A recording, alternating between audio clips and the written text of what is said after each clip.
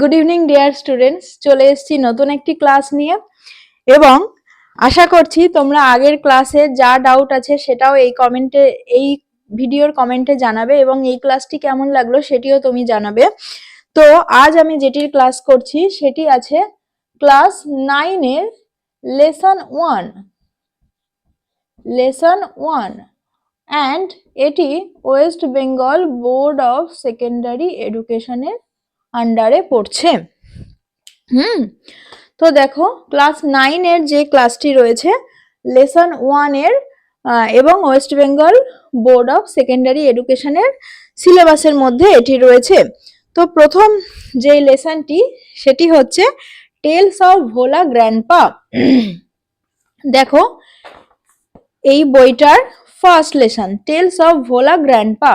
তো এটি নিয়েই আজকে আমরা কথা বলবো, এটি নিয়েই আজকে আমরা পড়াশোনা করব, কিন্তু তার আগে জেনে নেব যে এই যে গল্পটি লিখেছেন তিনি কে।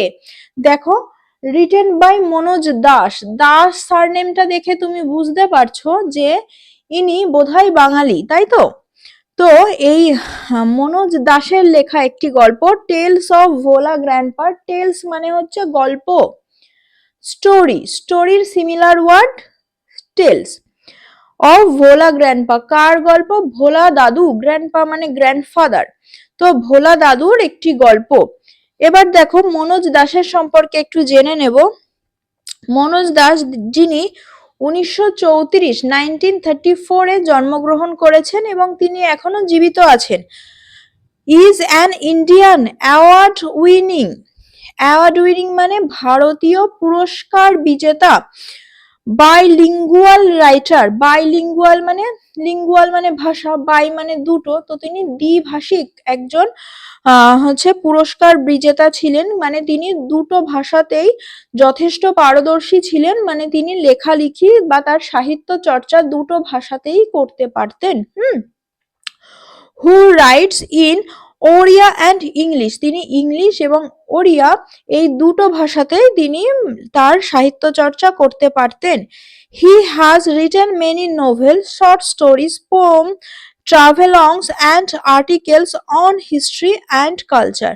ইতিহাস এবং কালচার মানে সংস্কৃতি এই দুটো বিষয়ের ওপর তিনি আর্টিকেল মানে একটা লেখা, মানে তার ভাবনা বা তার মতন করে একটা কিছু লেখাকে বলা হয় আর্টিকেল। হ্যাঁ, তো তিনি অনেক কিছু মানে এরকম লিখেছেন এবং তার সাথে কিছু নোভেলস মানে উপন্যাস, শর্ট স্টোরি মানে ছোট গল্প এবং কবিতা এবং ভ্রমণ কাহিনী লিখেছেন।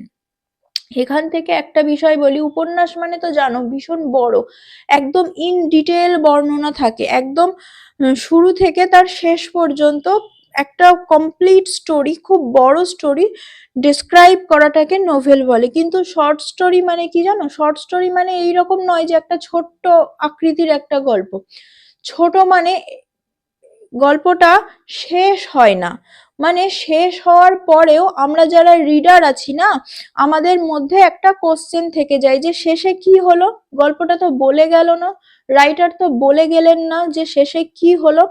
তো এই যে কি হলো এই কোশ্চেন মার্কটা শেষে থাকে রাইটারের মনে। তো এই ধরনের গল্পকে বলা হয় শর্ট স্টোরি। পোয়েম মানে কবিতা জানো, ট্রাভেল লংস মানে হচ্ছে ভ্রমণ কাহিনী। আর আর্টিকেল মানে কি সেটা তো বললামই। তাহলে মনোজ দাস কে, কি করেন, কি ধরনের জিনিস তিনি লেখালেখি করেন, সাহিত্য চর্চা করেন, সেটা আমরা জেনে গেছি। এবার জানবো আজকে যে গল্পটা পড়ছি টেলস অফ ভোলা গ্র্যান্ডপা, এই গল্পটার মূল বিষয়বস্তুটা কি সেইটা আমরা জানবো নেক্সট প্যারাটাতে। তো গল্পের যে মেইন আইডিয়া আছে সেটা আমরা জানতে পারবো এই প্যারা থেকে। চলো দেখাই।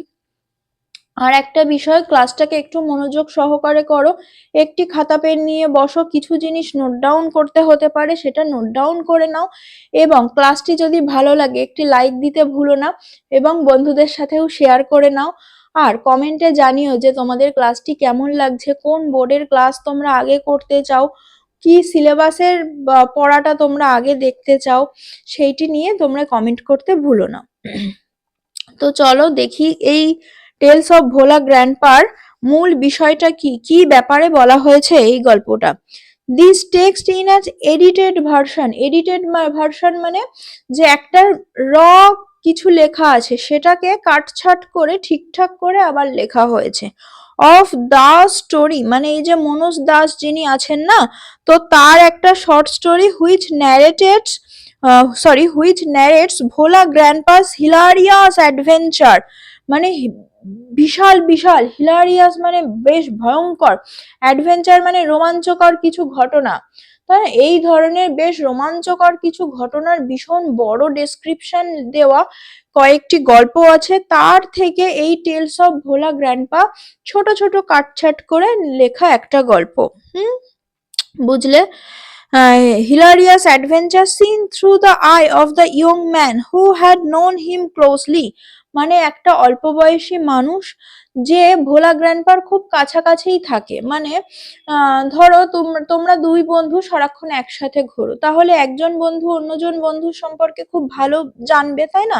তো সেই রকমই একটা অল্প বয়সী মানুষ যে ভোলা গ্র্যান্ডপা সারাক্ষণ সাথে সাথে থাকে, সেই মানুষটার চোখ দিয়ে দেখা হয়েছে, মানে সেই মানুষটা ভোলা গ্র্যান্ডপাকে যেভাবে বর্ণনা করেছেন সেই বর্ণনাটা হিসাবেই ভোলা গ্র্যান্ডপার এই ভয়ঙ্কর বড় বড় রোমাঞ্চকর ঘটনাগুলোর বর্ণনা থেকে ছোট্ট একটু কাটছাট করে বর্ণনা দিয়ে টেলস অফ ভোলা গ্র্যান্ডপাটা লেখা হয়েছে। বোঝাতে পারলাম? পরের লাইন দেখো, the simplicity and forgetfulness. Simplicity মানে খুব সরলতা। ভোলা গ্র্যান্ডপা কেমন ছিলেন? A man full of simplicity মানে একজন খুব সরল মানুষ, অ্যান্ড ফরগেটফুলনেস এবং মানে ভুলে যায়, খুব সহজেই সবকিছু ভুলে যায়, এই রকম একজন মানুষ। Of Bhola grandpa provide an element of humour. Element মানে উপকরণ, হিউমার মানে হাস্য কৌতুক, মানে এই যে খুব সহজ সরল একটা স্বভাব এবং সবকিছু ভুলে যাওয়ার যে ক্ষমতা রাখেন ভোলা গ্র্যান্ডপা, তারতে হয়েছে কি একটা খুব হাস্য কৌতুকের একটা ঘটনা বর্ণনা করা যায় এই কোয়ালিটি দুটো থেকে, যে সিম্পলিসিটি অ্যান্ড ফরগেটফুলনেস, এই কোয়ালিটি দুটো থেকে এই গল্পটাকে একটা হাসির মজার করে তুলে ধরা যায়। On which the story hints মানে এইটার ওপরেই গল্পটা নির্মিত, মানে গল্পটাতে ভোলা দাদুর যে সহজ সরল গুণ এবং ভুলে যাওয়ার যে গুণ আছে সেই গুণগুলোকে দেখানো হয়েছে, এবং যার ফলে যারা আমরা পড়ছি তাদের মধ্যে একটা হাসির সঞ্চার হয়েছে। এইবার আমরা মেন শুরু করব স্টোরিটাতে। এখান থেকে আর কিছু কোশ্চেন আছে?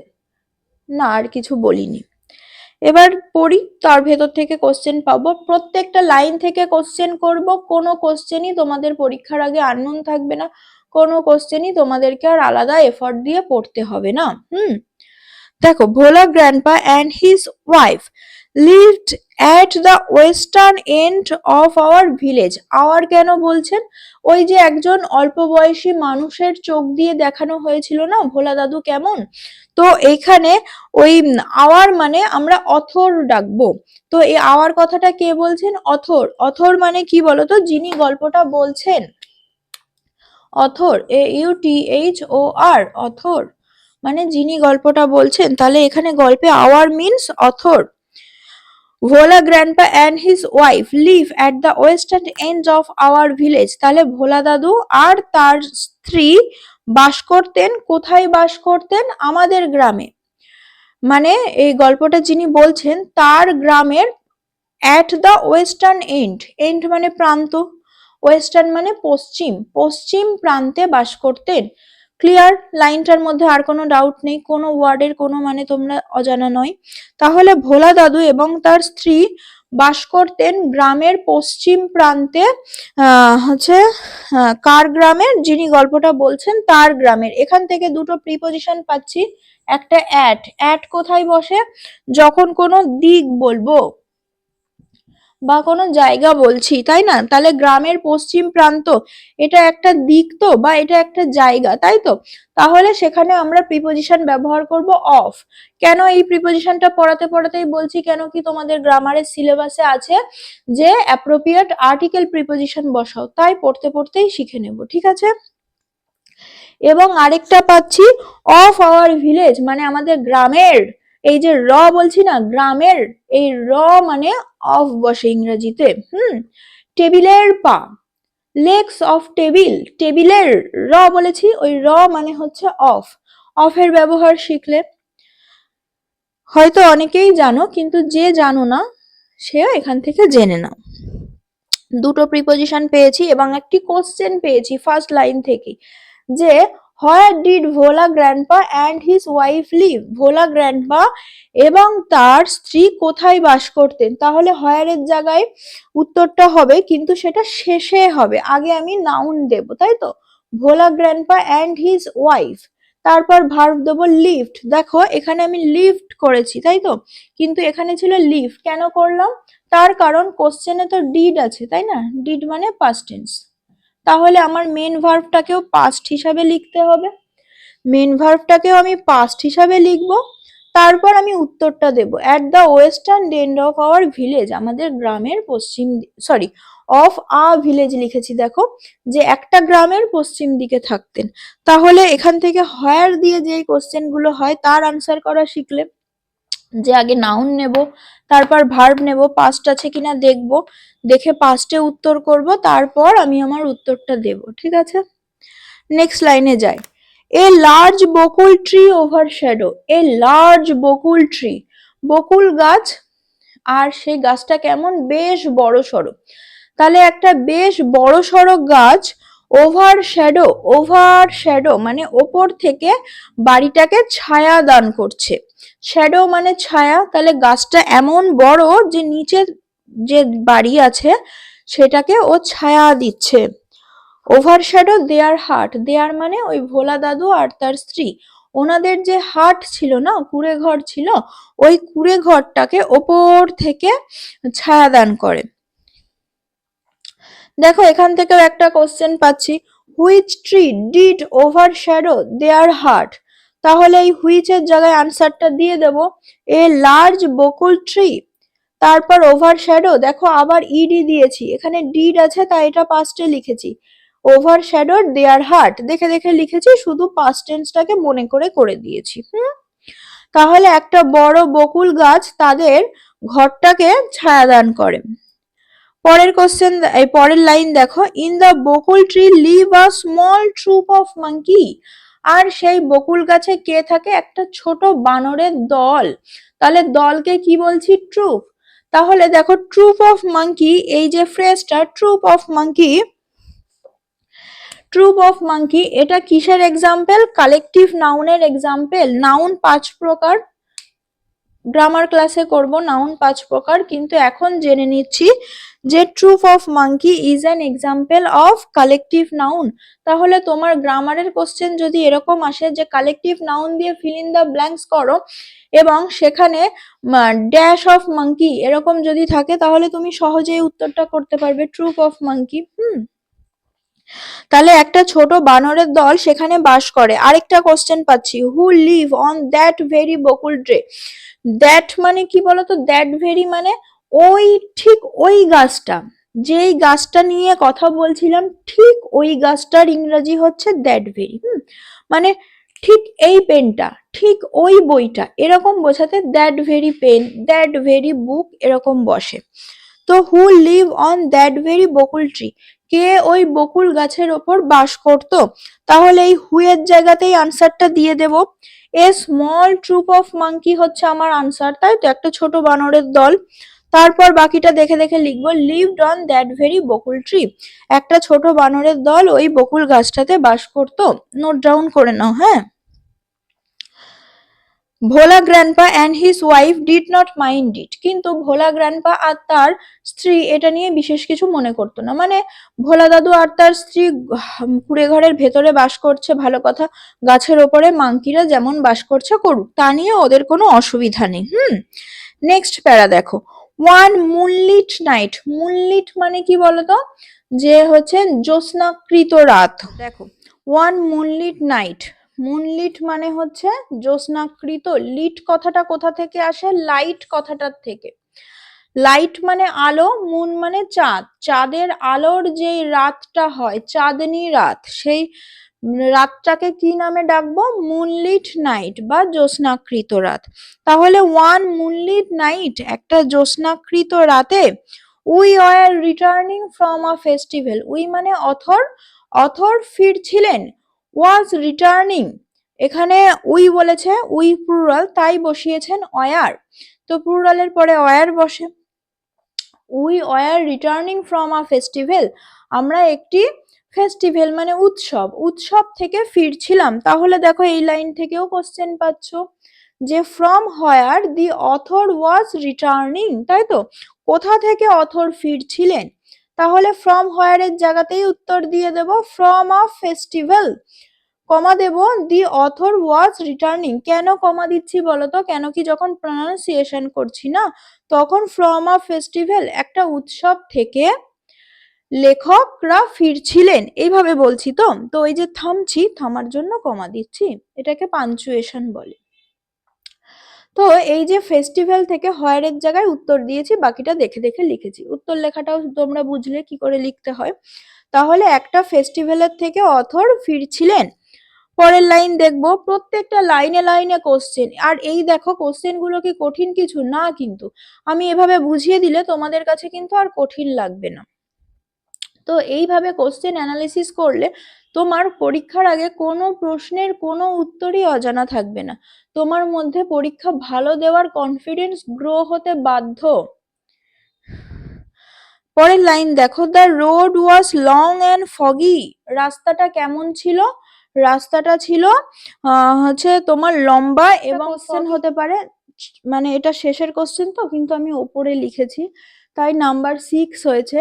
হাউ ওয়াজ দ্য রোড, রাস্তাটা কেমন? আচ্ছা আমার হ্যান্ড রাইটিংটা একটু ইগনোর করো, খারাপ হ্যান্ড রাইটিং এর জন্য মার্জনা করো এবং তোমরা খাতার মধ্যে এগুলোকে নোট ডাউন করো। হাউ ওয়াজ দ্য রোড, রাস্তাটা কেমন ছিল? দি রোড ওয়াজ, সাবজেক্ট নেব, ভার্ব বসাবো, দি রোড ওয়াজ, এবার কেমন ছিল তার উত্তর লিখবো, লং এন্ড ফগি, রাস্তাটা ছিল লম্বা এবং কুয়াশাচ্ছন্ন, ফগি মানে কুয়াশাচ্ছন্ন। I was riding on the village chowkidar shoulder, shoulder কাঁধ, আমি গ্রামের চৌকিদার মানে কি বলতো, যে পাহারা দেয়, যে দেখে শুনে রাখে, পাহারা দেয়, তো গ্রামের যিনি পাহারা দিতেন তার কাঁধে করে ফিরছিলাম। সাডেনলি, হঠাৎ, Bhola grandpa let out a loud wail, Bhola দাদু লেড আউট মানে ফুটে পড়লেন, চিৎকার করলেন, এ লাউড ওয়েল একটা বিশাল বড় চিৎকারে, মানে ভালো কথা, আমরা গ্রামের উৎসব থেকে ফিরছিলাম গ্রামে এবং রাতটা ছিল জ্যোৎস্নাকৃত, কিন্তু রাস্তাটা ছিল লম্বা এবং কুয়াশাচ্ছন্ন। আর যিনি লেখক বা যিনি গল্পটা বলছেন অথর, তিনি গ্রামে যিনি পাহারা দেন তার কাঁধে করে ফিরছেন। এই রকম একটা সময় ভোলা দাদু একটা ভীষণ বড় চিৎকার করে ওঠে, আর আমাদের সাথে থাকা সমস্ত মানুষরা অবাক হয়ে যায় যে এমন চেঁচালো কেন। Everyone in our party was surprised, আমাদের সাথে থাকা সব মানুষরা অবাক হয়ে যায়। We halted, halted মানে থামা, একটু দাঁড়ানো, পজ দেওয়া। তো এখান থেকেও একটা কোশ্চেন পাচ্ছি, why everyone in their party was surprised, মানে তাদের পার্টির সমস্ত মানুষজন অবাক হয়ে গেছিল কেন? everyone in their party, question দেখে দেখে লিখবো, everyone in their party was surprised, surprised হয়েছিল টু হিয়ার মানে শুনে, এ লাউড ওয়েল একটা দীর্ঘ বড় সড়ো চিৎকার, অফ ভোলা গ্র্যান্ডপার, মানে কার চিৎকার? ভোলা দাদুর, এই যে র দাদুর, র বলছি, র মানে অফ বসে, অফ, তো ভোলা দাদুর একটা বড় সড়ো চিৎকার শুনে, টু হেয়ার শুনে পার্টির সমস্ত মানুষজনেরা অবাক হয়ে গিয়েছিল। এই পর্যন্ত আজ পড়ব, এরপর আমরা গল্পও শেষ করতে থাকবো, আমরা অ্যাক্টিভিটিও করতে থাকবো, অ্যাক্টিভিটি করানোর সাথে সাথে গ্রামার ক্লাসও চলতে থাকবে এবং সেই গ্রামার ক্লাসে আমরা যেই গ্রামারগুলো শিখে আসবো সেইগুলো আমরা এক্সারসাইজে অ্যাপ্লাই করব। এক্সারসাইজ গুলো কেমন ভাবে আছে বলো তো, মানে মিলেমিশে আছে।